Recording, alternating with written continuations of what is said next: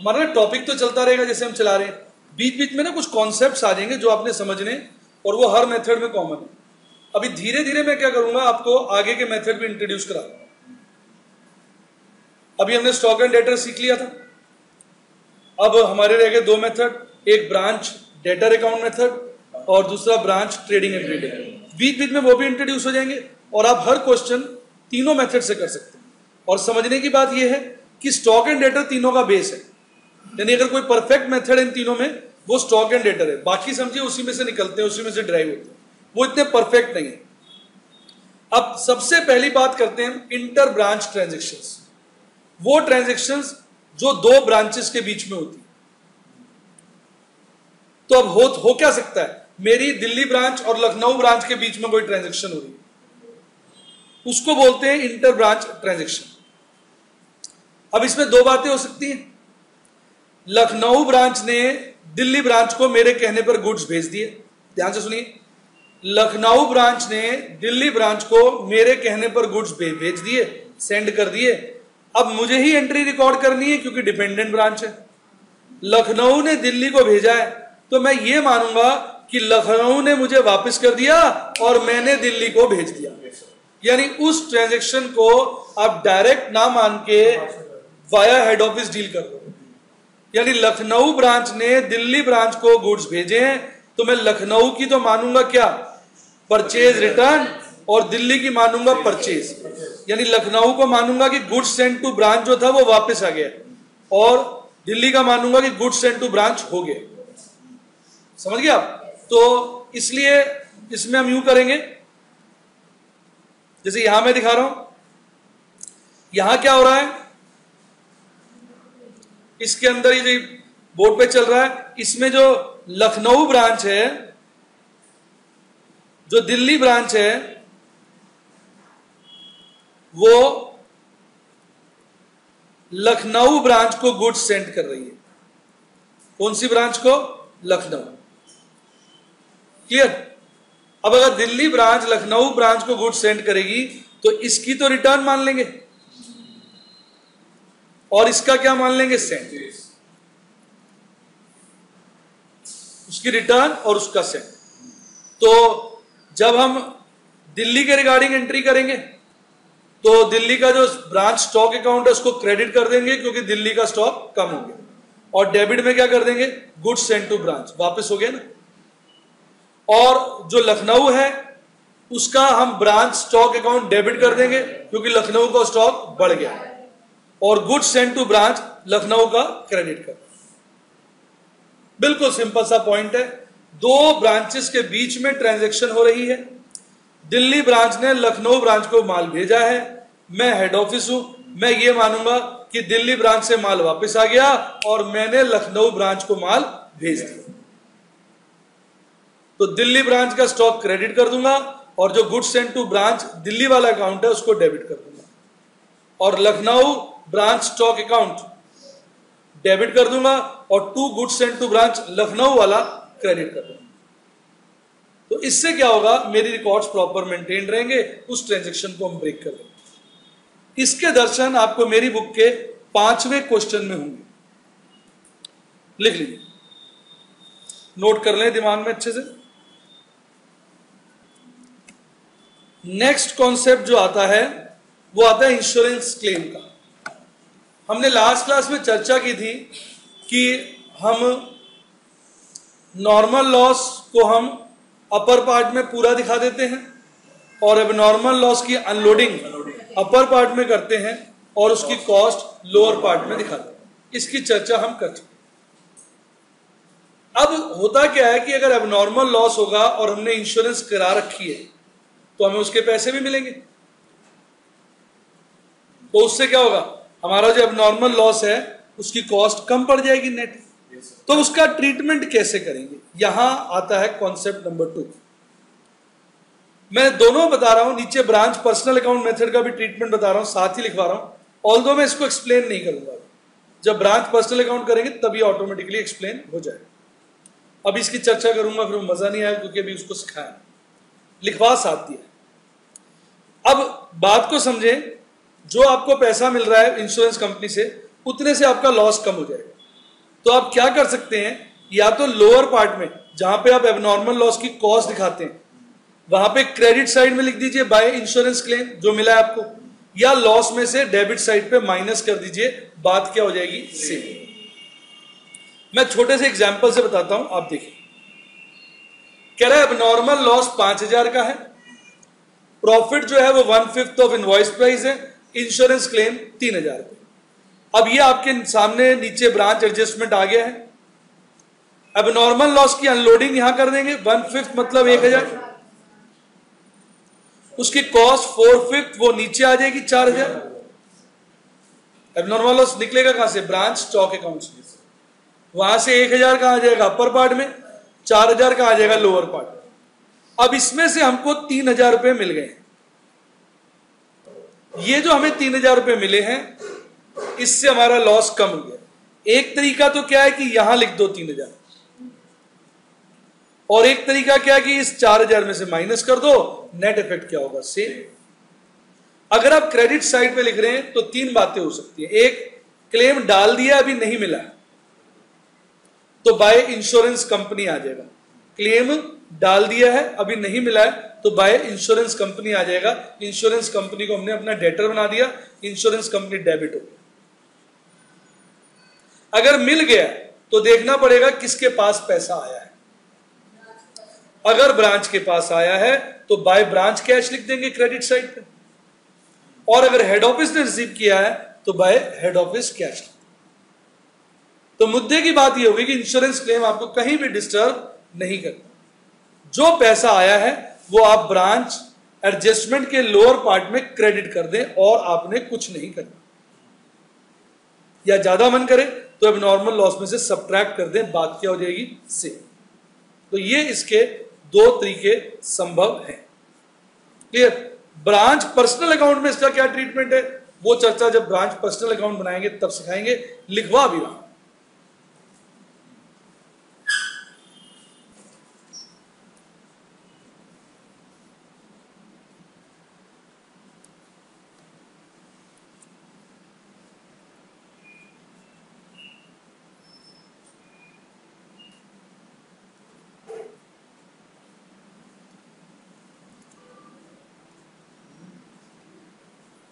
अब एक छोटा सा पॉइंट, कभी कभी क्वेश्चनों में एक वर्ड यूज कर लेते हैं पिलफ्रेज।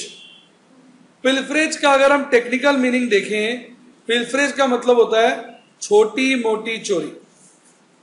जैसे कहते हैं ना ट्रक जा रहा है गोभी का, हमने फट से 2 गोभी खींच ली, केले जा रहे थे ट्रक पे हमने 4 केले खींच ली, ये पिलफ्रेज है। वैसे तो पिलफ्रेज नॉर्मल लॉस ज्यादा सुटेबल वर्ड लगता है, पर इससे कोई फर्क नहीं पड़ता। आप नोट देकर उसको नॉर्मल लॉस या एबनॉर्मल लॉस मान लीजिएगा, नोट दे दीजिएगा आपने ये अज्यूम किया। इसके दर्शन आपको मेरे क्वेश्चन नंबर 5 में कुछ पॉइंट्स डेवलप हो जाएंगे ना, फिर एक क्वेश्चन करेंगे जिससे आपकी नॉलेज भी बढ़ेगी, आपको अच्छा भी लगेगा।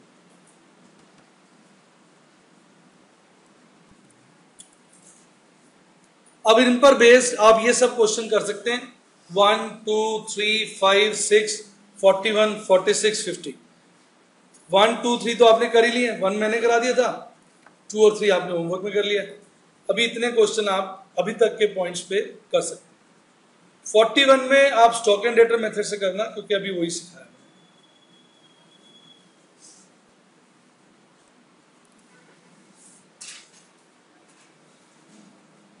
अब बात करेंगे, आपको याद है मैंने कहा था टोटल 8 अकाउंट होते हैं, 4 मस्ट थे, बाकी मैंने कहा था जैसे जैसे आगे बढ़ेंगे बीच बीच में बताएंगे। अब वक्त आ गया है जब हम चर्चा करेंगे goods sent to branch account.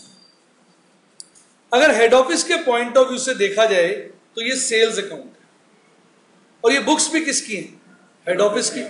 तो हेड ऑफिस के पॉइंट ऑफ व्यू से देखा जाए तो ये सेल्स अकाउंट है। बहुत इंपॉर्टेंट टेक्निकल पॉइंट समझा रहा हूं, ऑल्दो इसको समझे बगैर भी क्वेश्चंस तो हो जाते हैं, पर जब बात आती है सीए बनने की, नॉलेज की, तो आप ध्यान से सुनो। देखो होता क्या है, गुड्स सेंट टू ब्रांच। पहले हम ब्रांच को माल भेजते, थोड़ा एग्जांपल ले लेते, सिंपल बनाता हूं मैं, जरा देखिए। सेंट जो माल है वो 4 lakh plus 25% profit 5 lakh, right. जो रिटर्न है थोड़ी देर के लिए समझ लीजिए 25% प्रॉफिट है।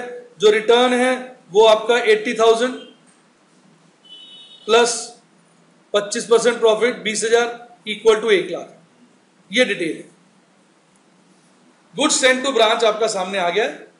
एंट्रीज में मुझसे बोलूंगा, आप सुनेंगे और उसको आप चेक करेंगे। जब मैंने माल भेजा तो एंट्री होगी branch stock account debit to goods sent to branch.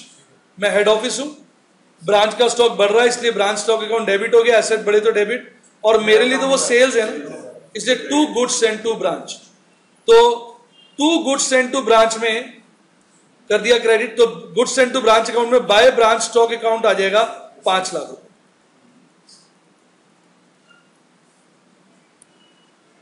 अब ब्रांच ने 1 लाख के गुड्स लौटाए, इनवॉइस प्राइस से एंट्री होगी 1 लाख के गुड्स लौटाए, तो रिवर्स एंट्री हो जाएगी goods sent to branch account debited to branch stock account, reverse entry, और यहां पर 1 लाख रुपया आ गया।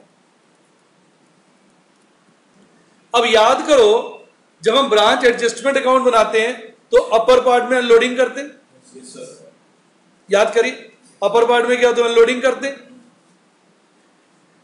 ब्रांच एडजस्टमेंट में। याद है आपको? आइए एक नजर दिखाए तो ब्रांच एडजस्टमेंट की। ये आ रहा, देखिए ये आ गया ब्रांच एडजस्टमेंट। देखिए कहां करते हैं, सेंट वाले की यहां करते हैं और रिटर्न वाले की यहां करते हैं। याद आया आपको? क्वेश्चन भी करा दिया था लास्ट टाइम। ऑपोजिट साइड करते हैं ना। सेंट वाला ब्रांच स्टॉक में डेबिट हुआ होता है, अनलोडिंग क्रेडिट में आती है। रिटर्न वाला ब्रांच स्टॉक में क्रेडिट हुआ होता है, अनलोडिंग डेबिट में आता है। तो अब ये जो अनलोडिंग है, ये सेंट वाली, ये कितनी हो जाएगी? 1 लाख। दिमाग लगाएं, हाँ कि नहीं? और ये कितनी हो जाएगी? 20,000। तो ये सेंट वाली यहां क्रेडिट हुई है, तो गुड्स सेंट टू ब्रांच में क्या होगी? डेबिट। और रिटर्न वाली यहां डेबिट हुई है, तो गुड्स सेंट टू ब्रांच में क्या होगी? क्रेडिट। तो आइए वापस उसी स्लाइड पे चलते हैं। ये देखिए, तो ये जो 5 लाख भेजा था, इसकी 1 लाख अनलोडिंग ऑपोजिट साइड पे आ गई। जो 1 लाख वापस आया था, उसकी अनलोडिंग 20,000 ऑपोजिट साइड पे आ गई। अब अगर इसका नेट बैलेंस आप देखेंगे तो वो आ रहा है आपका 3,20,000। चेक करिए, और बेसिकली 3,20,000 कॉस्ट है उन गुड्स की जो हमने ब्रांच को भेजे। देखिए आप चेक कर सकते हैं, जो गुड्स हमने ब्रांच को भेजे थे उसकी कॉस्ट क्या थी? 4 लाख। जो उन्होंने लौटाया उसकी कॉस्ट क्या थी? 80। तो नेट हमने उनको कितना भेजा? 3,20,000। 3,20,000 हमने भेजा, तो ये वाला जो अमाउंट है ये यहां डेबिट हो जाता है branch goods sent to branch account में, और हेड ऑफिस जब अपना ट्रेडिंग P&L बनाएगा तो उसमें क्रेडिट हो जाएगा। ज्यादातर लोग बस इसी बात की चर्चा करते हैं अकाउंट कैसा, वो क्लियर हो गया। सेंट होगा, रिटर्न होगा, दोनों की अनलोडिंग होगी, नेट फिगर कॉस्ट पे आ जाएगी। अब इसका क्या मतलब है, थोड़ा सा आप ये समझिए। ये वाली फिगर कॉस्ट पे आई है ना, यहां पर दिमाग लगाओ, तो यहां जो जीपी निकलेगा, दिमाग लगा के सोचो, वो तो केवल इसी का प्रॉफिट बताएगा ना। Yes sir. जो जीपी है वो कौन पे होगा? On head office sales only. बताइए क्यों? क्योंकि जो उसने माल खरीदा वो डेबिट साइड पे कॉस्ट पे है, और जो उसने ब्रांच को भेजा उसको क्रेडिट साइड पे कॉस्ट पे दिखा रहा है। उस पे तो जो प्रॉफिट कमाया वो यहां रिफ्लेक्ट हो ही नहीं रहा। तो ये इंपॉर्टेंट बात है डिपेंडेंट ब्रांच की, कि डिपेंडेंट ब्रांच में अगर हेड ऑफिस ब्रांच को इन्फ्लेटेड प्राइस पे सामान भेजता भी है तो भी उस प्रॉफिट को वो अपने जीपी में इंक्लूड नहीं करेगा। तो यानी जब ब्रांच का जब हम प्रॉफिट निकालते हैं ना ब्रांच एडजस्टमेंट अकाउंट में से, वो कंप्लीट प्रॉफिट होता है ब्रांच का। समझ आई बात? उसमें हेड ऑफिस का कंपोनेंट नहीं होता। समझे? अब फर्क समझो। देखो, इंडिपेंडेंट डिपेंडेंट का फर्क हल्का सा यहां समझ सकते हो। देखो, अगर यही चीज हम इंडिपेंडेंट में करते हैं ना, ध्यान से सुनिए, जैसे 4 लाख का सामान हेड ऑफिस ने ब्रांच को 5 लाख का भेजा, ब्रांच ने आगे 5.5 का बेचा। तो जो डिपेंडेंट ब्रांच होता है उसमें ब्रांच एडजस्टमेंट अकाउंट से जो प्रॉफिट निकल के आता है वो 1.5 लाख आता है, वो 1.5 लाख आता है।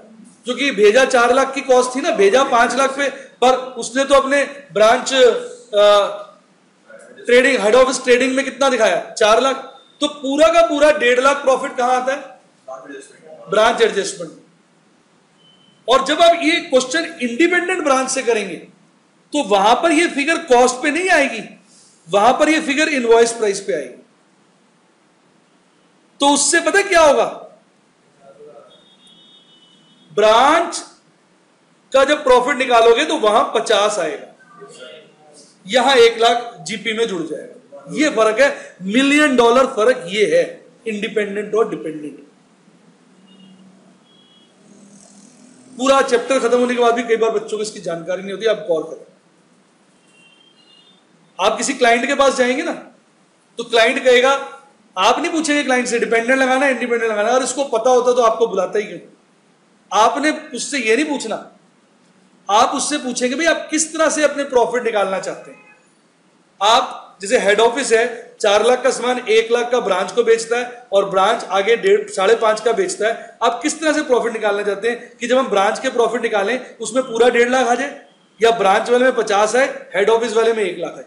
आप दोनों को इंडिपेंडेंट ऑर्गेनाइजेशन की तरह ट्रीट करना चाहते हैं या नहीं। अब उसने कहा भाई मैं चाहता हूं अलग अलग आए, 1 लाख हेड ऑफिस के खाते में आए और 50,000 ब्रांच के। तो आप कौन सा मेथड सजेस्ट करेंगे उसको, इंडिपेंडेंट। वो कहेगा नहीं जी नहीं, ऐसा नहीं, कुछ तो कंफ्यूजिंग हो जाएगा, मुझे तो पूरा का पूरा 1.5 लाख अगर मैंने ब्रांच से कमाया तो पूरा 1.5 लाख ब्रांच में आना चाहिए। तो आप कहोगे जी आपके लिए डिपेंडेंट ब्रांच सूटेबल। आई बात समझ, क्योंकि एज ए डिसीजन मेकर तो आप उसके लिए डिसाइड करोगे ना, वो तो आपको सिम्टम्स ही बताएगा। हम डॉक्टर के पास जाके थोड़ी कहते पेट दर्द हो रहा है ये दवाइयां दे दे, दवाई तो वो बताता है ना। तो हम भी तो डॉक्टर ही है अकाउंट्स के। तो आपको थीम दोनों का डिफरेंस समझ में आ गया। आइए अब जरा पैक करते हैं, ज्यादा डिटेल में बता दिया। गुड्स सेंट टू ब्रांच में 4 एंट्री होंगी, 1 सेंट की, 1 रिटर्न की, 1 सेंट की अनलोडिंग, 1 रिटर्न की अनलोडिंग। अनलोडिंग ऑपोजिट साइड होती है, सेंट वाली क्रेडिट होती है, रिटर्न वाली डेबिट होती है, दोनों की अनलोडिंग ऑपोजिट साइड होती है। नेट फिगर जो नेट हमने गुड्स ब्रांच को भेजे होते हैं उनकी कॉस्ट आ जाती है, उसको हम हेड ऑफिस ट्रेडिंग अकाउंट में क्रेडिट करते हैं। तो अगर ये अकाउंट बनाने को आ जाए तो आपसे वो हेड ऑफिस ट्रेडिंग अकाउंट बनाने को नहीं कहेगा, सिर्फ क्या कहेगा, goods sent to branch. Clear हो गया बिल्कुल, कॉपी कर। चलिए जैसा कि मैंने कहा था कि धीरे धीरे हम बाकी दोनों मेथड भी कवर करेंगे। अब हम एक मेथड कवर करते हैं, branch trading and P&L account method. पहले ध्यान से सुनिए, आप बिल्कुल मत लिखिए, 5-7 मिनट ध्यान दीजिए, आपको क्लियर हो जाए। देखिए आपको याद होगा मैंने आपको एक अकाउंट की चर्चा की थी, ये ब्रांच स्टॉक अकाउंट। देखिए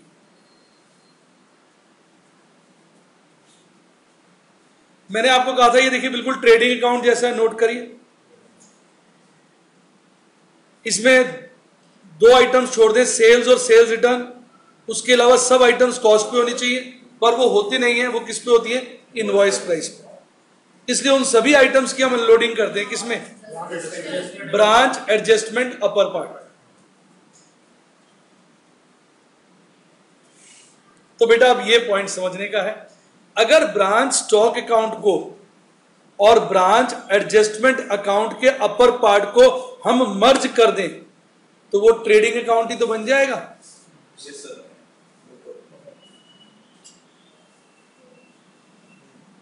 सोचिए वो ट्रेडिंग अकाउंट ही तो बन जाएगा, और lower part as it is रहेगा क्योंकि लोअर पार्ट तो उसका P&L ही होता है। तो यानी इसका मतलब ये हुआ, ध्यान से सुने, कि ब्रांच ट्रेडिंग अकाउंट में, ट्रेडिंग एंड P&L अकाउंट में लोअर पार्ट तो बिल्कुल ब्रांच एडजस्टमेंट वाला 100% एज इट इज हो गया, पर जो अपर पार्ट है वो ब्रांच स्टॉक और ब्रांच एडजस्टमेंट के अपर पार्ट को जोड़ दिया, मर्ज कर दिया, तो हमें नॉर्मल ट्रेडिंग अकाउंट मिल गया। आइए मैं दिखाता हूं कैसे। ये वाली फिगर क्या हो जाएगी, इनवॉइस माइनस लोडिंग, कॉस्ट बन जाएगी। क्यों, इनवॉइस कहां से मिलेगी, ब्रांच स्टॉक से, अनलोडिंग कहां से मिलेगी? Adjustment upper part. ये वाली फिगर क्या हो जाएगी? Invoice minus loading. ये वाली किस पे होगी? सेलिंग प्राइस पे। ये वाली किस पे होगी? कॉस्ट पे। दिमाग लगाओ क्यों? वही इनवॉइस माइनस लोडिंग। ये इनवॉइस कहां पर होगा? स्टॉक में। इसकी लोडिंग कहां होगी? एडजस्टमेंट में, ऑपोजिट साइड। क्लियर? ये वाली फिगर सेलिंग प्राइस पे। ये भी क्या होगी? Invoice minus loading. Invoice minus loading का मतलब होता है कॉस्ट पे हो जाएगी, क्योंकि इनवॉइस पे ये कहां मिलेगी? स्टॉक में। लोडिंग इसकी कहां होगी? एडजस्टमेंट में, अपर पार्ट। ये वाली इनवॉइस माइनस लोडिंग, एबनॉर्मल वाली भी इनवॉइस माइनस लोडिंग, ये वाली भी इनवॉइस माइनस लोडिंग। तो आपका ये क्या आ जाएगा? ग्रॉस प्रॉफिट आ जाएगा। और लोअर पार्ट बिल्कुल एज इट इज। यानी ब्रांच स्टॉक अकाउंट खोलो और उसमें सारी आइटम्स, सेल्स और सेल्स रिटर्न छोड़कर सभी आइटम्स को कॉस्ट पे ले, और नॉर्मल लॉस और नॉर्मल गेन कट जाएगा। दिमाग लगाओ क्यों? क्योंकि वो पूरा का पूरा अपर पार्ट में होता था ना। नॉर्मल गेन चेक करो, इधर देखो, मैं आपको दिखाता हूं। ये देखो, नॉर्मल गेन यहां पर फुल था, डेबिट, हाँ के ना, और यहां पर फुल था, क्रेडिट। तो जब ये दोनों अकाउंट जुड़ेंगे तो ये कट नहीं जाएगा। इसी तरह नॉर्मल लॉस यहां क्या था? फुल डेबिट, और यहां क्या है? Normal loss full credit. तो जब ये जुड़ेंगे तो कट नहीं जाएगा। लेकिन अब नॉर्मल लॉस की क्या आ जाएगी? कॉस्ट। चेक करिए। यानी इसका मतलब ये हुआ कि इस ब्रांच स्टॉक अकाउंट में ही इसमें से लोडिंग माइनस कर दो, इसमें से लोडिंग माइनस कर दो, इसमें से लोडिंग माइनस कर दो, इसको काट दो, इसमें से लोडिंग माइनस कर दो, इसमें से लोडिंग माइनस कर दो, इसमें से लोडिंग माइनस कर दो, इसको काट दो, और इसमें से लोडिंग माइनस कर दो। ऐसा करते ही यहां पर क्या आ जाएगा? 2GP। सोचो। और ये सारी लोडिंग कहां मिलेंगी आपको? Branch adjustment upper part. ध्यान लगाओ, एक मेथड सीखो, बाकी तो उसी में से निकल जाओ। या रटते रहो, फिर तुक्केबाजी हो जाती है। रटने में प्रॉब्लम क्या होती है? तुक्केबाजी हो जाती है। समझने में क्या होता है कि 2-4-5 क्वेश्चन भी कर ले ढंग से आदमी, तो उसको ये हो जाता है मेरा ठीक हो जाएगा। अभी बताओ, ये बातें सब क्लियर हुई कि नहीं? तो वही का वही ब्रांच स्टॉक है। उसमें जो जो आइटम इनवॉइस प्राइस में लोडिंग पे काटी है, उसमें से सारी आपको कहां मिलेंगी? एडजस्टमेंट अपर पार्ट में, ऑपोजिट साइड। सेल्स और सेल्स रिटर्न छोड़ दीजिए, और नॉर्मल लॉस नॉर्मल गेन पूरा काट दीजिए। आपको क्या मिल जाएगा? Branch trading account. और P&L अकाउंट तो बेटा एज इट इज 100% क्या है? Lower part of adjustment. अब देखिए, इसकी चर्चा भी कर दी। हाँ, उसको इसका गाना होता है, यहां पे कॉस्ट पे दिखाते हैं और यहां पे कॉस्ट पे दिखाते हैं। इसका पता है गाना क्या है? एबनॉर्मल गेन को ट्रेडिंग से हटाते हैं, P&L में दिखाते हैं। गाना देखिए कितना बढ़िया। एबनॉर्मल लॉस को ट्रेडिंग से हटाते हैं, सॉरी, एबनॉर्मल गेन को ट्रेडिंग से हटाते हैं, P&L में दिखाते हैं। दिमाग लगाइए, जैसे आपको एबनॉर्मल गेन लिखेंगे ना, आपका ग्रॉस प्रॉफिट कम हो जाएगा। आपने एबनॉर्मल गेन को हटा दिया, पर वो गेन तो है ही, आप उसको नीचे वाले पार्ट में क्रेडिट कर देंगे तो नेट प्रॉफिट फिर बढ़ जाएगा। तो ट्रेडिंग से हटाया, P&L में दिखाया। इसी तरह एबनॉर्मल लॉस है। एबनॉर्मल लॉस को यहां पर आपने जब क्रेडिट किया कॉस्ट पे, तो जीपी का बैलेंस बढ़ जाएगा। तो एबनॉर्मल लॉस का इफेक्ट हट गया, क्योंकि आपने उसको जीपी को बढ़ा दिया, लॉस हटा दिया आपने, तो प्रॉफिट बढ़ गया आपका। लेकिन लॉस तो हुआ है, उसको कहां दिखाएंगे? P&L में। ये रहा, ताकि नेट प्रॉफिट क्या आ जाए? एक्चुअली हमारा ऑब्जेक्टिव क्या होता है? ग्रॉस प्रॉफिट को नॉर्मल वाला निकालना, और नेट प्रॉफिट एक्चुअल वाला निकालना। क्योंकि नॉर्मल लॉस तो ग्रॉस प्रॉफिट का पार्ट है, इसलिए नॉर्मल लॉस पूरा कट जाता है। एबनॉर्मल लॉस दिखाते वक्त उसका इफेक्ट हम हटा रहे हैं, हम दिखा नहीं रहे। यहां जब मैंने एबनॉर्मल गेन लिखा, तो हमने एबनॉर्मल गेन को दिखाया या हटाया? हटाया। और यहां क्रेडिट करके दिखाया। इसी तरह यहां एबनॉर्मल लॉस लिखा, हटाया, और यहां जब लिखा तो दिखाया। क्लियर हो गया? तो अब ये देखिए सारी बातें लिखी है, आपका पॉइंट हो गया क्लियर कि we prepare branch stock account, branch adjusted P&L, branch debtors and branch cash in working notes. क्योंकि कोई भी फिगर मिस होती है तो इसलिए स्टॉक एंड डेटर के तो सारे अकाउंट कहां बन जाते हैं? वर्किंग नोट्स में। कहां बन जाते हैं? Working notes. देख रहे हैं? Branch account, branch trading account is nothing but merger of branch stock account and the upper part of branch adjustment account. Or branch P&L is 100% the lower part of branch adjustment account. 100% उसका lower part. Note कर लीजिए अच्छे से। आइए मैं दिखाता हूं आपको, देखिए इससे आपको और क्लैरिटी हो जाएगी जो मैं बात करना चाह रहा हूं। देखिए जैसे मान लीजिए 1/5 अनलोडिंग है। कितनी अनलोडिंग है? 1/5। यहां आपने दिखाया होगा ब्रांच स्टॉक अकाउंट में ब्रांच स्टॉक 50,000, ठीक है, उसकी अनलोडिंग यहां दिखाई होगी, याद करो ओपनिंग स्टॉक की, राइट। इस फिगर को यहां ब्रांच ट्रेडिंग में क्या दिखा दोगे? 40। नहीं समझ आया? क्लियर हुआ? जब आपने ब्रांच स्टॉक अकाउंट बनाया होगा तो यहां गुड्स सेंट टू ब्रांच दिखाया होगा 5 लाख सपोज, इसकी 1/5 अनलोडिंग यहां दिखाई होगी। नहीं समझ आया? और यहां वो कितना दिखा दोगे आप? 4 लाख। आ रहा है समझे? पूरा बना के दिखा रहा हूं आपको। यहां आपने दो तरह की रिटर्न दिखाई होंगी, एक डायरेक्ट बाय ब्रांच और एक डायरेक्ट बाय डेटर्स। मान लो एक 40,000 है और एक 20,000 है, आप दोनों का जोड़ करके पूरा 60 यहां दिखाएंगे। इसमें से कोई अनलोडिंग माइनस नहीं होगी, इसमें से कोई भी अनलोडिंग माइनस नहीं होगी। समझ गए? मान लो अब नॉर्मल गेन है नहीं, नॉर्मल गेन 5,000 का है तो वो वाला 5,000 इस वाले 5,000 से कट जाएगा, तो इसलिए ट्रेडिंग ब्रांच ट्रेडिंग अकाउंट में आएगा ही नहीं। समझ आई बात? श्योर? उसके बाद सेल्स मान लो है 3 लाख, 1.5 लाख, इसका कुछ नहीं करोगे।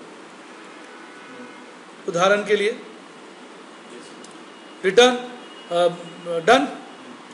इसके बाद जो रिटर्न है जो ब्रांच ने खुद करी है, मान लीजिए वो 10,000 की है और जो डेटर्स ने की है वो 20 वाली है, आपको दिख ही रहा है। इन दोनों की अनलोडिंग होगी 1/5। 30,000 की 1/5 अनलोडिंग क्या होगी? 6,000। वो यहां होगी रिटर्न की अनलोडिंग, रिटर्न की। नहीं समझे आप? ये यहां पर आ जाएगा, कितना आ जाएगा ये रिटर्न वाला माल? 30 - 6 24,000। आया समझ में? क्लियर? अब मान लो एबनॉर्मल लॉस है 6,000 का, उसकी अनलोडिंग 1/5 यहां होगी 1,200। नहीं समझ आया? वो यहां कितना आ जाएगा? 4,800। अब बैलेंसिंग फिगर यहां पे स्टॉक होगा, देखना कितना आ रहा है एक बारी क्विकली बता दीजिए।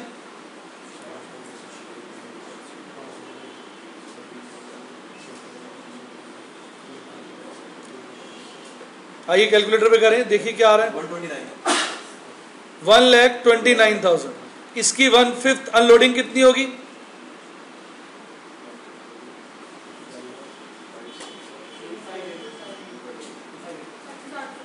25,800। ये फिगर आप यहां पर दिखा दोगे, कितने की आएगी ये फिगर यहां पर? 1,03,200 कॉस्ट पे आ जाएगी। किस पे आ जाएगी? कॉस्ट पे। बताइए क्लियर हुआ कि नहीं? सारी। अब इस वजह से यहां पे ग्रॉस प्रॉफिट निकलाएगा, किधर? नीचे। सेल्स वाली एज इट इज आ जाएगी कितनी? 4.5 लाख। सेल्स वाली में कोई अनलोडिंग नहीं होती, तो दो फिगर एज इट इज आई, सेल्स और सेल्स रिटर्न।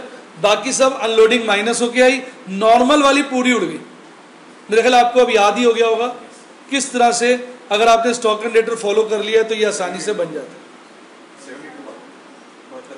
72,000 का ग्रॉस प्रॉफिट आ गया। समझ आ गया? ये ग्रॉस प्रॉफिट बिल्कुल वही होगा जो आप यहां निकालेंगे। यहां भी देखो 72 ही आ रहा होगा, देखो चेक करो, यहां भी 72 ही आ रहा होगा।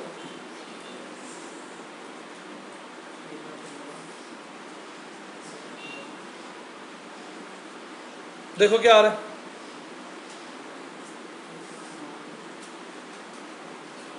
72 ही आ रहा है। सेम आ गया कि नहीं आ गया? मैच ही करा, वो जोड़ दिया उसको बेसिक। मतलब बच्चे अगर आप ध्यान से सुने तो उनको लगेगा भाई हमें अगर स्टॉक एंड डेटर मेथड आ गया तो ब्रांच ट्रेडिंग पी&एल तो आ ही गया, उसमें तो हमने क्या करना है, अपर वाले की को किसके साथ मर्ज कर देना, स्टॉक के साथ। और लोअर पार्ट तो बिल्कुल देखिए आपका वही जाना पहचाना है, जैसे बनता है ब्रांच एडजस्टमेंट का लोअर पार्ट। पूरा मेरे ख्याल थॉरोली क्लियर हो गया होगा, एक इलस्ट्रेशन से पूरा करा दिया। आप चाहो तो इसका फॉर्मेट उतार लो, ये सब फिगर कॉस्ट पे है, लिख लेना। सीसी का मतलब क्या है, कॉस्ट।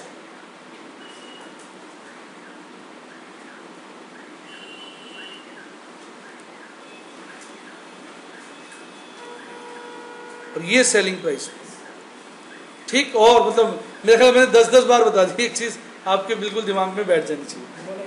हाँ, दोनों कॉपी कर लो, पहले ब्लैंक फॉर्मेट ले लो, फिर वो कॉपी, ऐसा कर लो, ये वाला कॉपी कर लो, ब्रांच ट्रेडिंग पी&एल के नीचे बाकी का हिस्सा बना लेना, ठीक है कि नहीं? जैसा कर लो यार। अब पहले कौन सा दिखाएं, एक ही बात है, जगह छोड़।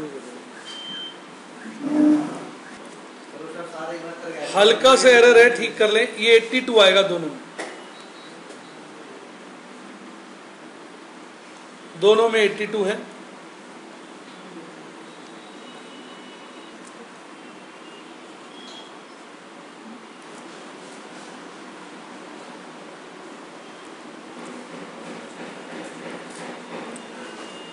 ये लोअर पार्ट आ गया इसका, अपर पार्ट तो भी वहां बना ही लिया आपने, उसके नीचे का लोअर पार्ट बिल्कुल सेम है, इसको भी बना लें आप।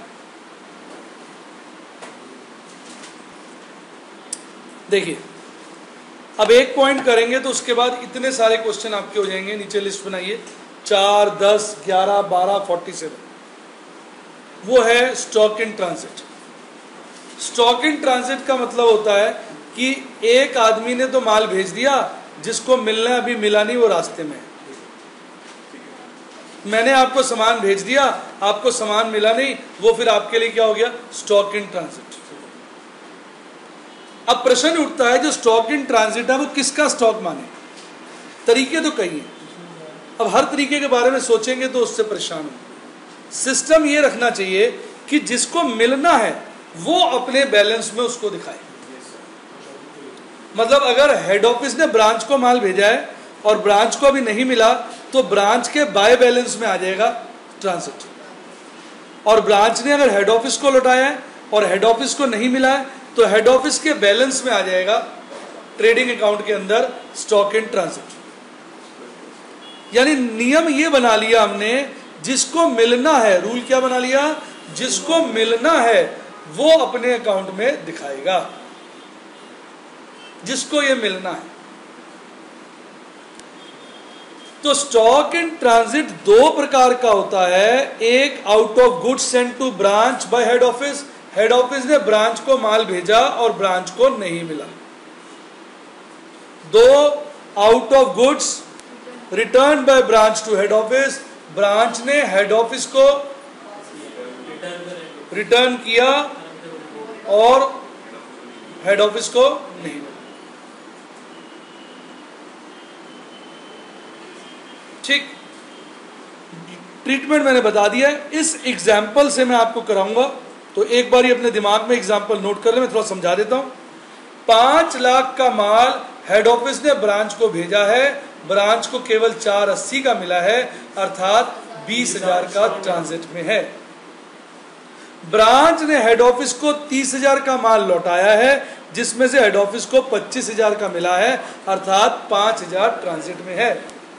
दोस्तों अपने नियम के अनुसार 20,000 का जो ट्रांजिट में है पहले वाला, वो ब्रांच स्टॉक में आएगा क्योंकि ब्रांच को मिलना है, और जो 5,000 वाला हेड ऑफिस को मिलना है वो हेड ऑफिस ट्रेडिंग अकाउंट में आएगा क्योंकि हेड ऑफिस को मिलना है।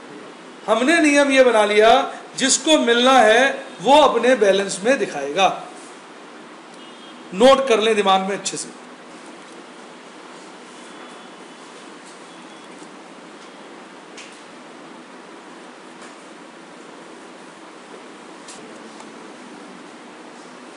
देखिए अब 4 लाख का माल भेजा है, 5 लाख का माल भेजा है, 480 मिला है। 30 का लौटाया है, 25 मिला है, 1/5 अनलोडिंग है। पहली चीज, एंट्री आप उसी अमाउंट से करोगे जितने का ट्रांजैक्शन हुआ है। लौटाया भेजा 5 लाख का है, तो branch stock account debit to goods send to branch 5 lakh ही आएगा। उसको मिला 480 का है ना, तो बाकी 20,000 जब वो यहाँ बैलेंस लिखता है उसके अंदर स्टॉक इन ट्रांजिट के नाम से 20,000 दिखा देगा। बस 20,000 की कोई एंट्री नहीं होती।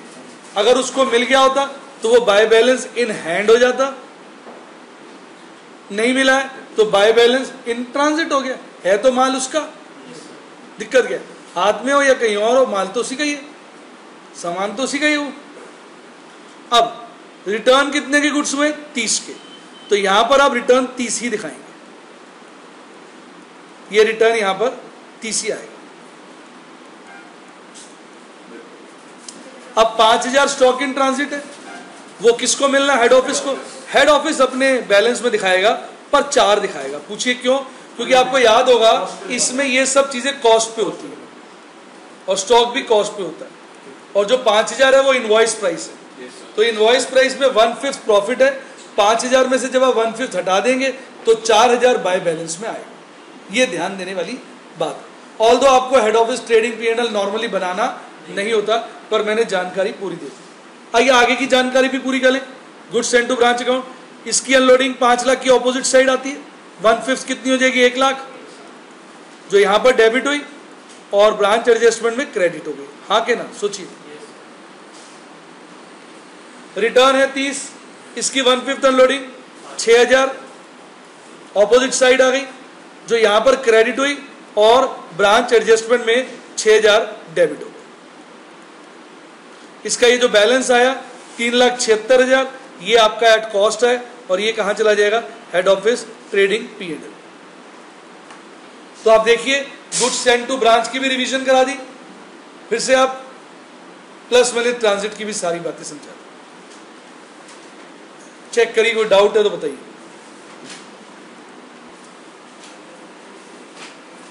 ब्लैंक फॉर्मेट बोर्ड पे आ गया है।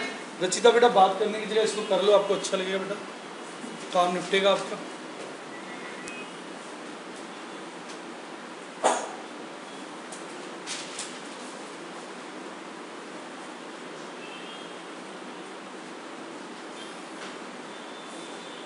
और उसी पूरा क्लियर हो रहा है थोड़ा, सारे पॉइंट्स। ये सारे मैंने वीडियो भी अपलोड कर दिए, आप वहां पे भी वॉच कर सकते हैं। ब्रांच के कर दिए पिछली क्लास के, आज के सारे टेक्निक। पिछला आपने मिस किया ना क्लास, अब उससे ले लो, यूट्यूब पे लोडेड है। आज का भी रात तक लोड हो जाएगा।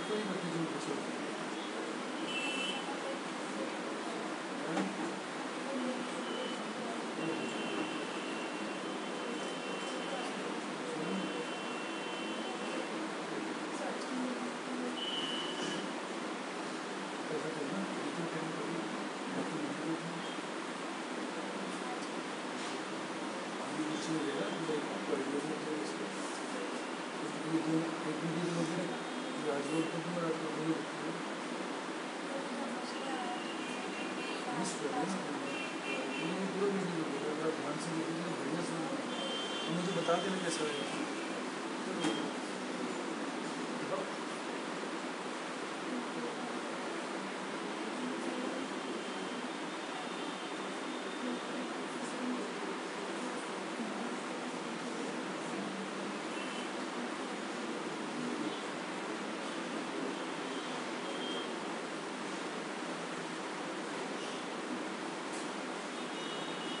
प्लेलिस्ट में चले जाएंगे, चीज़ होगी ना, एक ऑप्शन होता है प्लेलिस्ट, उसमें प्लेलिस्ट में जाओगे तो उसमें आएंगे पार्टनर एग्जाम, बजट, ब्रांच में भी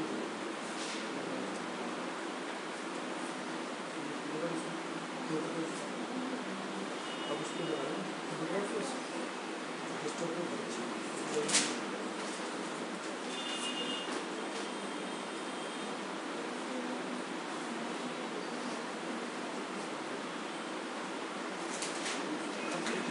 थोड़ी लाइट करना तो हर किसी वीडियो शूट लेकिन अच्छा से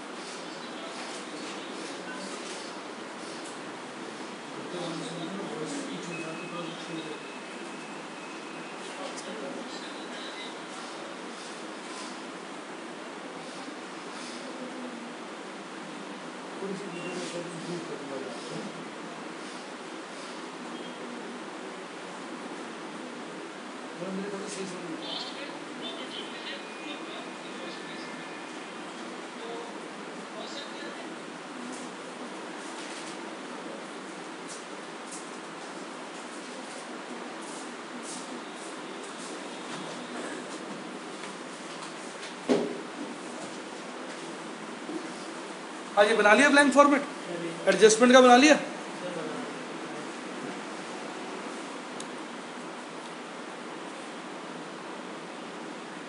ये वाला कॉपी कर लिया, दिखाऊं?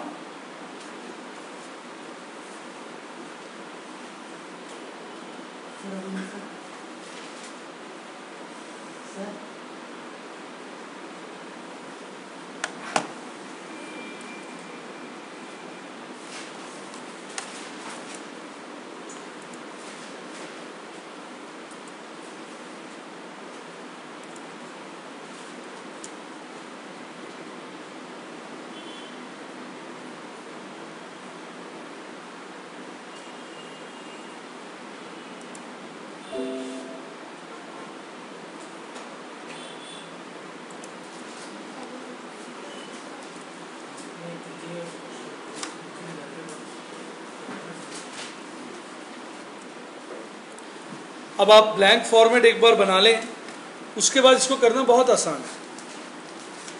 आइए इसको करते हैं। Question number 4 page 2.4।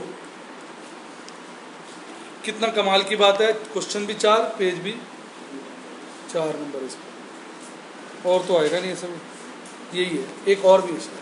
चलिए आइए। Harrison Limited Madras has a branch at New Delhi to which goods are sent at 20% above cost. तो इक्वेशन होगी 100 जमा 20 इक्वल टू 120। इक्वेशन होगी 100 जमा 20 इक्वल टू 120। क्वेश्चन 4 कर रहे हैं। The branch makes both cash and credit sales. Branch expenses are partly made by head office and partly by branch.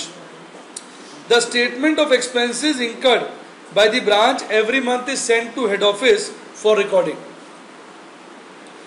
Cost of goods sent to branch 2 lakh, तो 2 लाख में 1/5 जोड़ लो तो ये क्या हो जाएगा 2.5 lakh. Goods sent to branch 2.5 lakh, 2 lakh में अगर आप क्लास टेस्ट था बच्चे पास हो गए हैं। जब भी इसमें आप 20% जोड़ेंगे तो वो 240 आएगा। मैं चेक कर रहा था, बच्चे सो रहे हैं, जाग रहे हैं, सभी बच्चे जाग रहे हैं। Good, 2,40,000। Goods received by head office 220 है, इसका मतलब 20,000 ट्रांजिट में है, तो बैलेंस में 2 फिगर दिखा देंगे, इन हैंड और इन ट्रांजिट। तो इन ट्रांजिट वाली आपकी फिगर हो गई 20,000। देखिए ये बस इतनी सी बात होती है जिसमें बच्चे कई बार कंफ्यूज हो जाते हैं। कंफ्यूजन नहीं होना चाहिए। यहां पे कौन सी वाली फिगर आएगी, सेंट वाली। कौन सी वाली फिगर आएगी, सेंट वाली। रिसीव्ड वाली नहीं आएगी। 240 का माल भेजा है, 20,000 ट्रांजिट में है। Credit sales for the year at invoice price 1,65,000, 1,65,000 credit sales है। नीचे आएगी डेटर्स के आगे 1,65,000 और डेटर्स में भी आ जाएगी 1,65,000। कैश सेल्स इनवॉइस प्राइस पे 59,000। स्टॉक में क्रेडिट हो गई, स्टॉक कम हो गया। कैश में डेबिट हो गई क्योंकि कैश बढ़ गया। Cash remitted to head office, head office को कैश भेज दिया है 2,22,500। Expenses paid by head office 12,000, ये यहां पर कहीं भी नहीं आएंगे, ये खर्चे आपके आएंगे इधर हेड ऑफिस 12,000। किसमें? Adjustment account. पूरा ब्लैंक फॉर्मेट बना के साथ साथ लिखेंगे, टाइम बचेगा, माइंड पे स्ट्रेस भी कम है।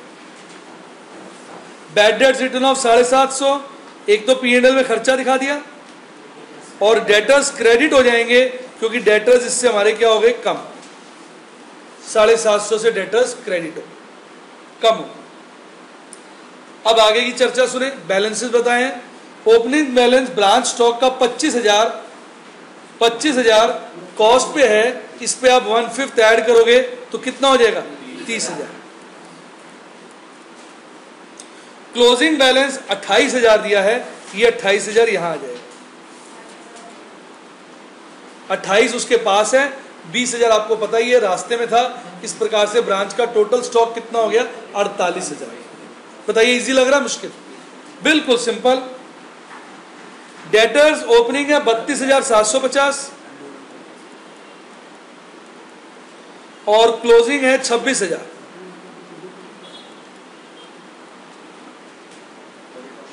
कैश इन हैंड ओपनिंग है 5,000 और क्लोजिंग है 2,500।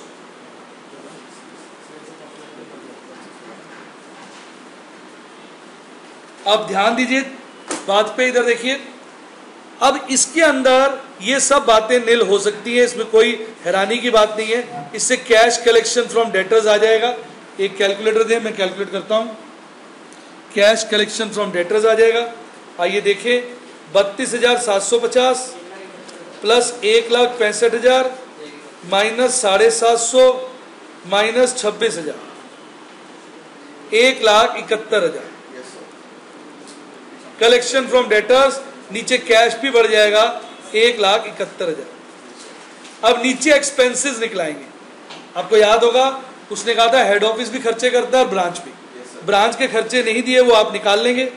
1,71,000 जमा 59,000 जमा 5,000 माइनस 2,22,500 माइनस 2,500, 10,000 खर्चे निकला है।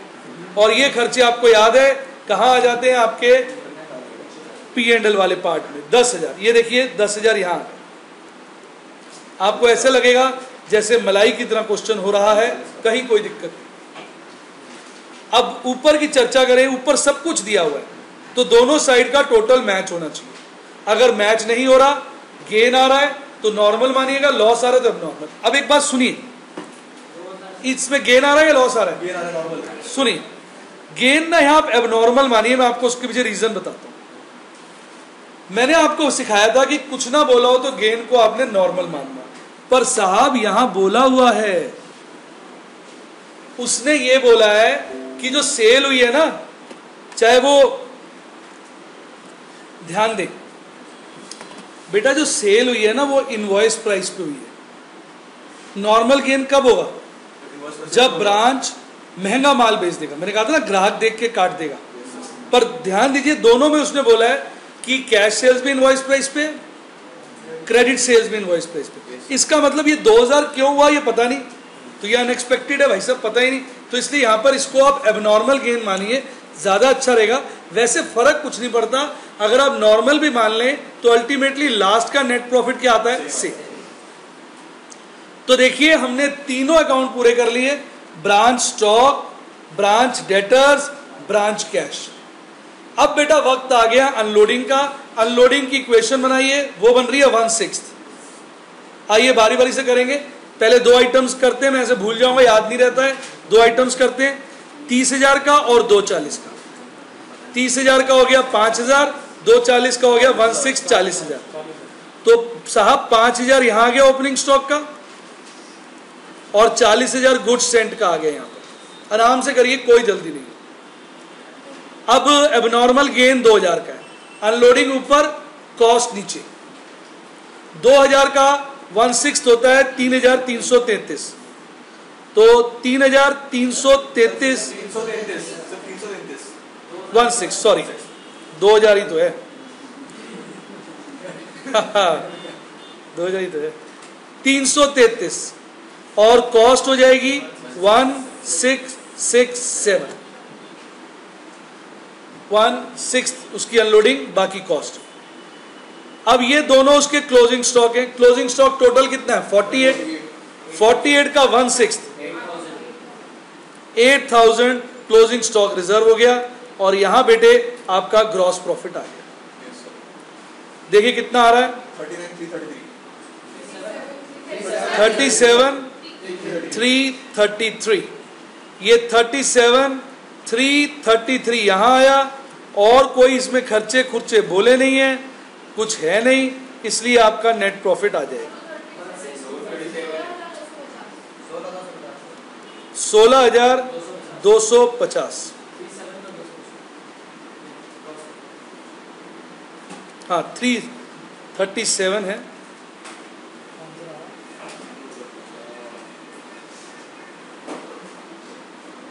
बताइए इजी लगा कि नहीं लगा? अब आपने वो काम भी करना जो मैंने दूसरा सिखाया आपको, क्या? Trading P&L।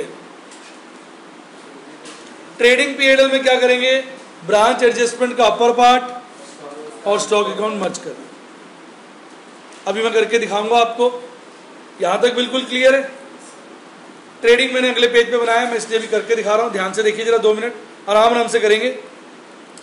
ये हो गया 30,000, इधर देखिए मैं टिक लगा रहा हूं 30,000, इसकी अनलोडिंग हो गई 5,000, 30 में से 5 गया 25, ब्रांच ट्रेडिंग में आ गया 25,000।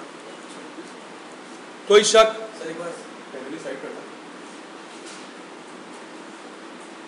ये देखिए सेंट है 240,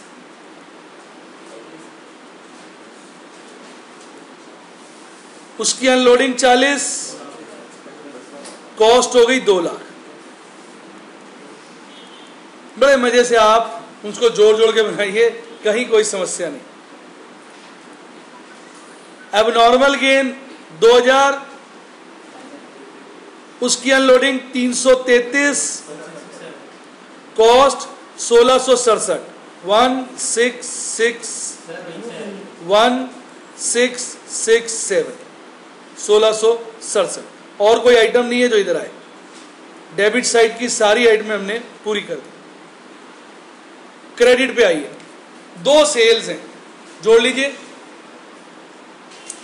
2,24,000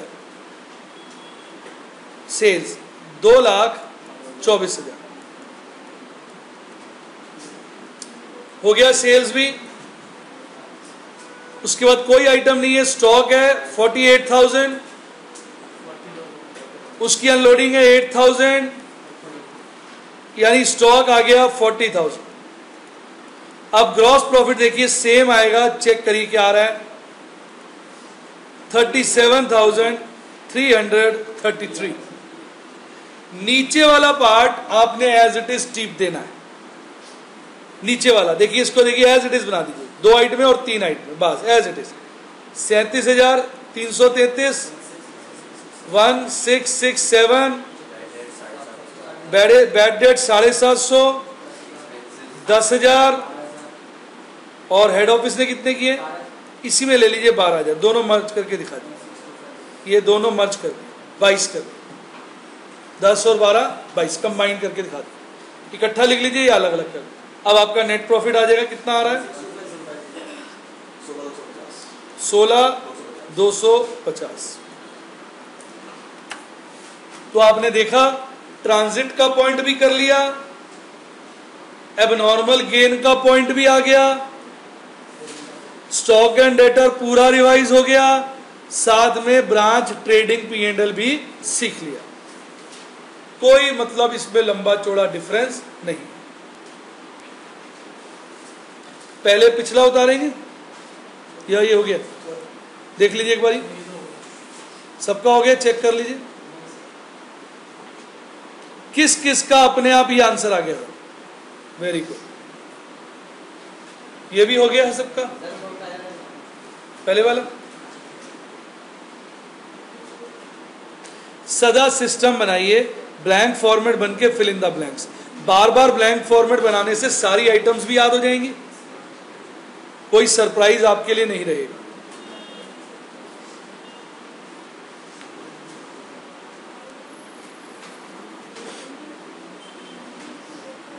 भले एग्जाम में आप सारी आइटमें मत लिखना, पर प्रैक्टिस में सारी लिखो ताकि याद हो।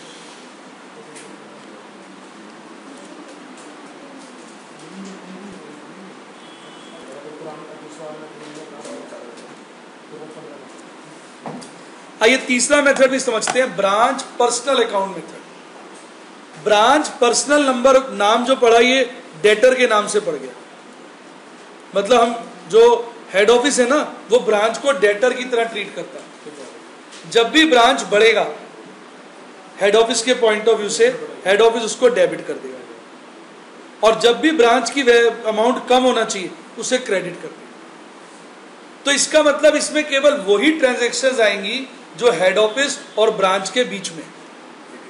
इसमें रूल जो लगेगा वो लगेगा debit the receiver, credit the giver. Branch को जब भी कुछ हेड ऑफिस से मिलेगा वो डेबिट हो जाएगा, डेबिट द रिसीवर। लिख भी देता हूं यहां पर आपके लिए, from head office. Credit the giver, जब भी वो गिवर होगा किसको, टू हेड ऑफिस, तो वो क्रेडिट हो जाएगा। क्योंकि पर्सनल अकाउंट वाला रूल लग रहा है इसलिए ये पर्सनल अकाउंट मेथड या डेटर अकाउंट मेथड कहलाता है। ये तो मैंने आपको थ्योरेटिकली समझा दिया। आइए मैं आपको अकाउंट बताता हूं, फिर एक चालाकी भी सिखाऊंगा। सबसे पहले ब्रांच के सारे बैलेंस लिख दो एसेट्स के, डेबिट बैलेंस ओपनिंग।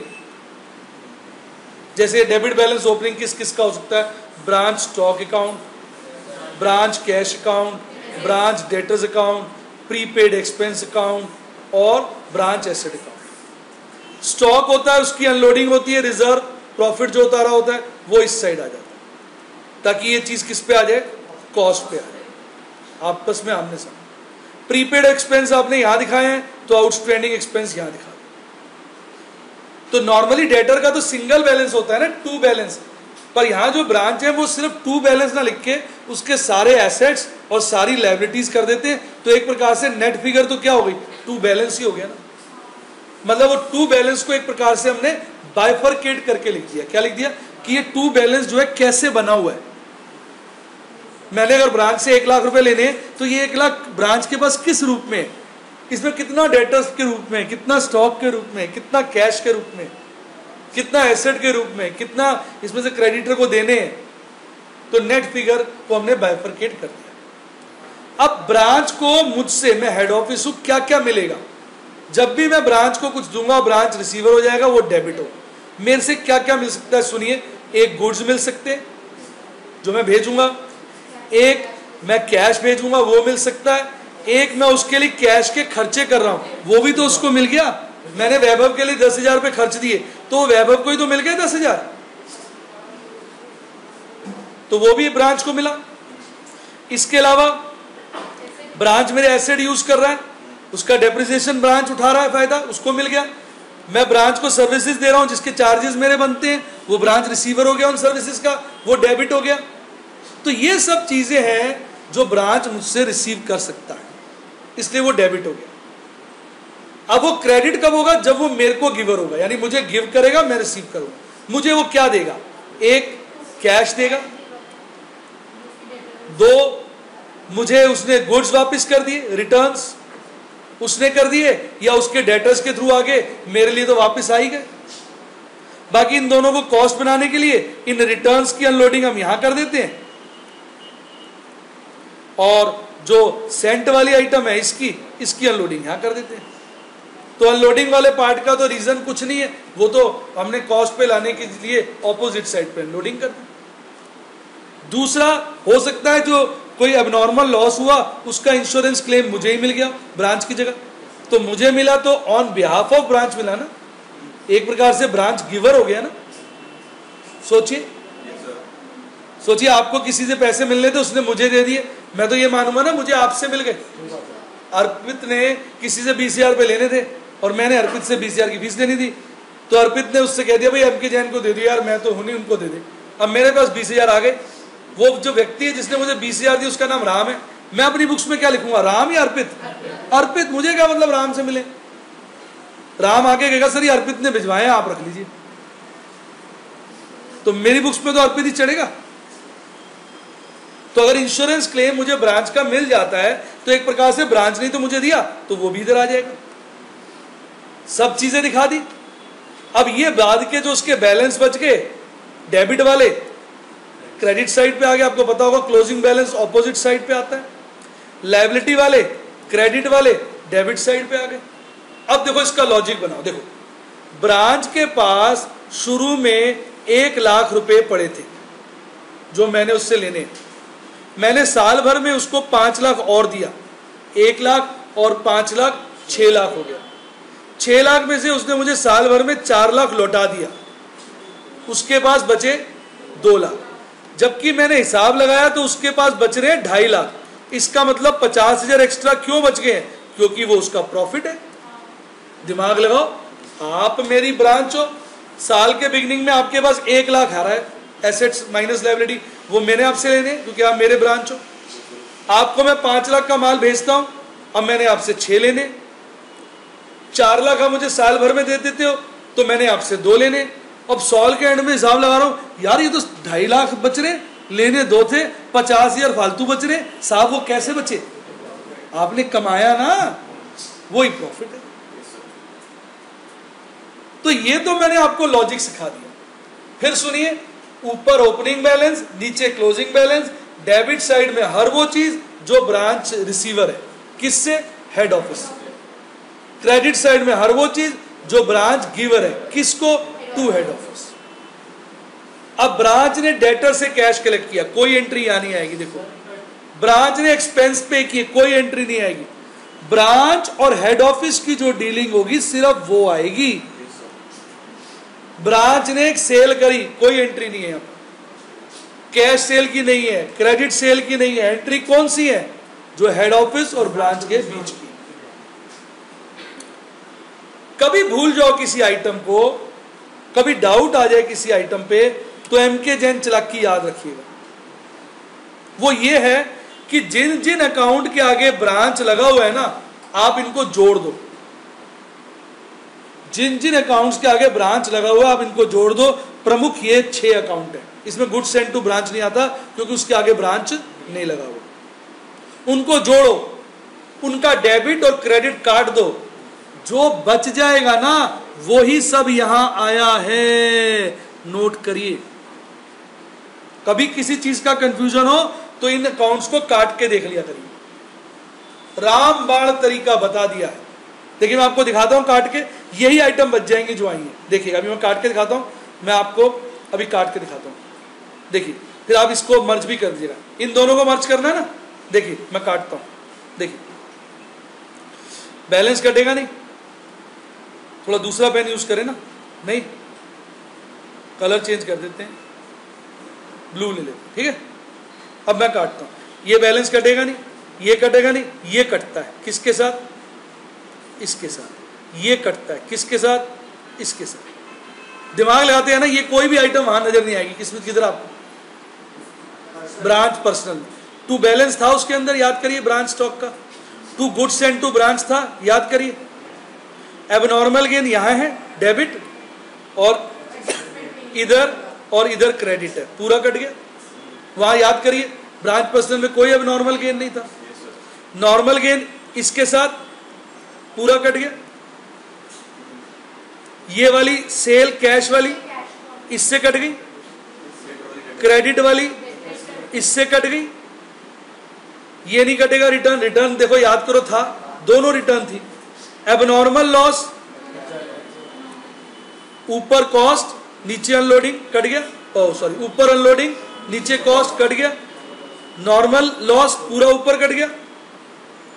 अब आप चेक कर लो, ब्रांच स्टॉक से रिलेटेड यही आइटम्स थी ब्रांच पर्सनल में। चेक करो, ऊपर में ओपनिंग बैलेंस था, नीचे में क्लोजिंग बैलेंस था, एक गुड्स सेंट वाली फिगर थी और एक गुड्स रिटर्न वाली। अब डेटर्स पे आ जाओ। डेटर्स का ये इससे कट गया कैश से, ये बैड डेट डिस्काउंट एडजस्टमेंट से कट गया। अब याद करो, डेटर की सिर्फ दो ही फिगर थी उसके अंदर, ओपनिंग और क्लोजिंग बैलेंस कुछ नहीं था। ब्रांच पर्सनल में देख लो, सिर्फ ओपनिंग और क्लोजिंग बैलेंस था। एक बढ़िया तरीका सिखा दिया ना, अगर कोई चीज में डाउट आ जाए तो ऐसे ढूंढ सकते हो। वहम तो कभी भी आ जाता है, किस घड़ी भी आ जाता है। वहम का तो परिभाषा ही है, जो बिना बताए आ जाए वहम है, ना चाहते आ जाए वहम है। अब ये ब्रांच एक्सपेंस है, देखिए कहीं नहीं आते, ये कट गए। कहाँ है ब्रांच एक्सपेंस? जो ब्रांच ने किए थे वो नहीं है। ये वाला फिगर नहीं कटा, रेमिटेंस ये आया था, याद करिए। रेमिटेंस था जो हेड ऑफिस ने, ब्रांच ने हेड ऑफिस को दिया, गिवर गिवर। डिसऑनर वाला भी नहीं आएगा, ये ऊपर से कट गया। बैलेंस था, याद करिए। ब्रांच कैश की देख ली, यही आइटम थी। एक तो ये वाली आइटम थी, कौन सी, जो हेड ऑफिस ब्रांच को देगा, और एक ये थी जो ब्रांच हेड ऑफिस को देगा। ओपनिंग क्लोजिंग बैलेंस थे। अब इधर आइए, ये देखिए ये वाली अनलोडिंग थी, रिटर्न की अनलोडिंग, चेक करिए। सेंट की अनलोडिंग थी, चेक करिए। ओपनिंग स्टॉक की अनलोडिंग थी, चेक करिए। क्लोजिंग स्टॉक की अनलोडिंग थी, चेक करिए। बाकी कुछ नहीं था, क्योंकि बाकी सब कट गए। जो हेड ऑफिस ने खर्चे किए थे वो थे, ब्रांच के एसेट का डेप्रिसिएशन नहीं था। जो हेड ऑफिस के थे वो थे, और सर्विस चार्ज थे। सर्विस चार्ज तो हम देते हैं ना भाई हेड ऑफिस की इनकम है, ब्रांच का खर्चा है, तो एंट्री क्या होगी? Branch account debit to service charge. तेरे से मैंने फीस लेनी होती है तो मैं क्या एंट्री करता हूं? Mayank debit to fees. मैं हेड ऑफिस हूं, तू ब्रांच है, तेरे से सर्विस चार्ज लेने, क्या हो गया? Branch debit to service charge. अब इसी से बना लेते हैं ब्रांच पर्सनल भी। देखिए पहले आप ब्रांच स्टॉक को देख लीजिए, इसकी आइटमें कौन कौन सी है। मैं देख रहा हूं इसमें केवल 3 आइटमें हैं, 2 ऊपर की 2 नीचे। कौन कौन सी? 30,000, 240 और 48,000। दिख गया? आइए,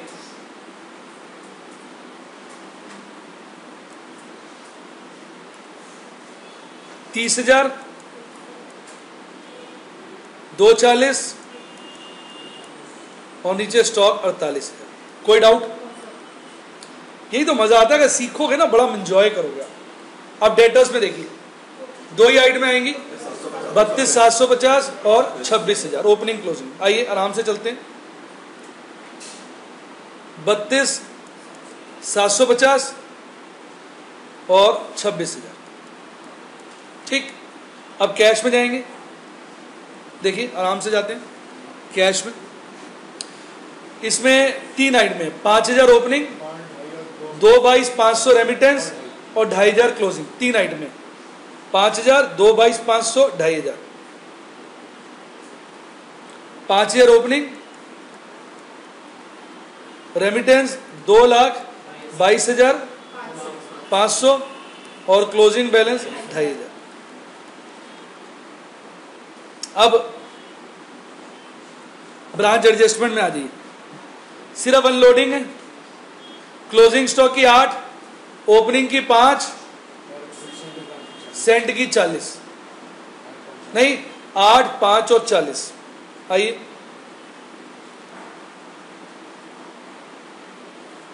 क्लोजिंग स्टॉक की 8, ओपनिंग स्टॉक की 5 और सेंड की 40। यह भी कैलकुलेट कर सकते हैं। ये इसकी अनलोडिंग है, ये इसकी अनलोडिंग है और ये इसकी अनलोडिंग 1/6। यहां भी कोरिलेट कर सकते हैं। अब P&L में आइए। P&L में सिर्फ एक ही फिगर है, क्या? 12,000। कौन से? जो हेड ऑफिस ने खर्च किया ब्रांच के, बाकी सब कट जाती है।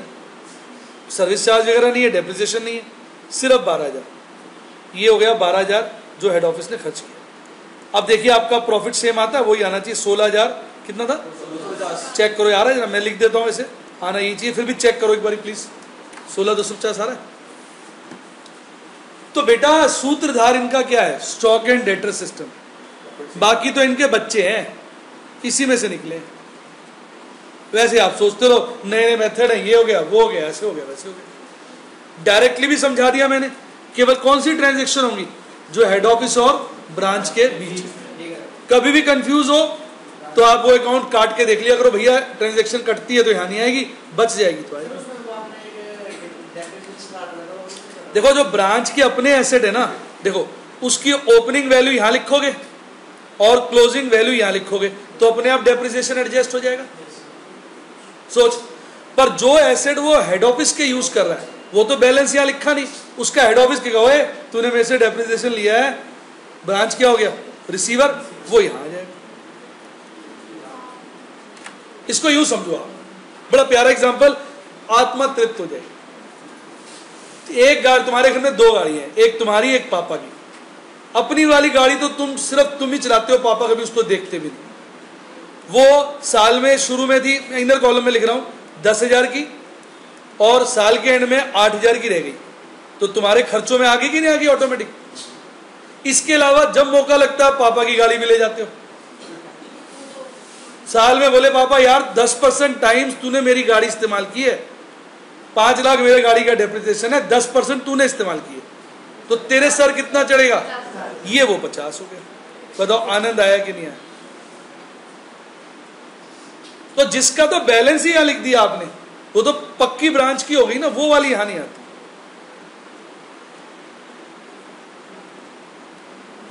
तो बेटा थोड़ा सा ध्यान और देखिए आप कामयाबी के शिखर पे पहुंचे। बिल्कुल डिटेल में मैंने आपको इसका कॉन्सेप्ट थॉरोली समझा दिया। अब आप इसको तसल्ली से लिख लें, आपको अच्छा लगेगा।